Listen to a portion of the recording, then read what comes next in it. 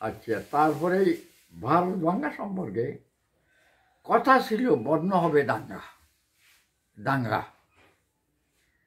এই শর্তে ভারত হলো ভাঙ্গা, পাকিস্তান হইল শর্ত কি দাঙ্গা বন্ধ হবে। ধর্মবিরোধ বেড়ে গেলে আরো শোষক গোষ্ঠীর হলো পোয়া 12, আবার ভেঙে হলো বাংলাদেশ, হানাহানির হলো না তো শেষ। ধর্মের নামে কেন এমন সরাসরি কাদা বলেন দেখি দাদা? আমার সব কবিতা বলব।